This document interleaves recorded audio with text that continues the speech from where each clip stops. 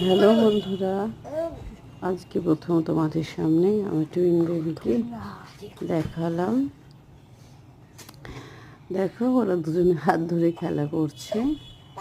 আমার twin baby, একটা ছেলে একটা মেয়ে। ছেলের নাম গোগো, মেয়ের নাম পরি। আরও নতুন নতুন ভিডিও ওদের তোমাদের সামনে তুলে ধরবো, তোমাদের ভালো লাগবে।